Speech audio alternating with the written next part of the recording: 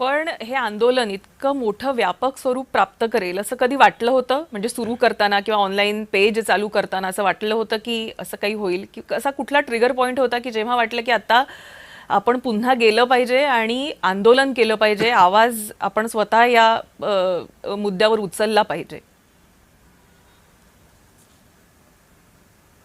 नाही, असं trigger point तर तिथं बसताना नव्हता. म्हणजे तिथं US मध्ये असताना तर मला असंच वाटलं, ऑनलाईन लोक जुडलेली आहेत, लोक सध्या वैतागलेली आहेत सरकारला, हे तर क्लिअरली दिसून आलं होतं.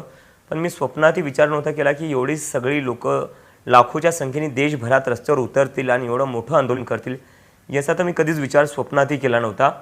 ट्रिगर पॉईंट जो तुम्ही विचारला देशात वापस येण्याचं, त्याचं मूळ कारण हे होतं कारण की जेव्हा मी तिथे बसून नीटवर बोलत होतो, एक्झामिनेशन सिस्टमवर बोलत होतो, तेव्हा आमचं ट्विटर अकाउंट बॅन करण्यात आलं. आणि ते बॅन करताना कारण काय दिलं, बातम्यांमध्ये असं चालवण्यात आलं की अभिजित दिपके हा नॅशनल सिक्युरिटी थ्रेट आहे.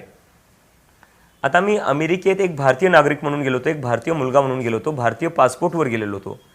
अमेरिकेत मला माझे मित्र जेवढे काही अमेरिकेचे, ते मला एक भारतीय म्हणून ओळखत होते. माझे जे काही प्रोफेसर्स तिथं आहे ते मला एक भारतीय म्हणून ओळखत होते. पण माझीच सरकार, माझ्याच देशाची सरकार मला नॅशनल सिक्युरिटी थ्रेट म्हणत होती. तर ती गोष्ट मला कुठं ना कुठं खूप जास्त लागली, मला खूप हर्ट झाली ती गोष्ट.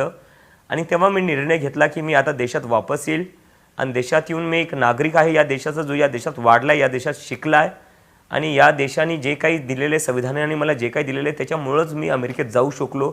आणि मी नॅशनल सिक्युरिटी थ्रेट नाही तर मी एक देशभक्त आहे, हे सांगण्यासाठी मी आपल्या देशात वापस आलो होतो.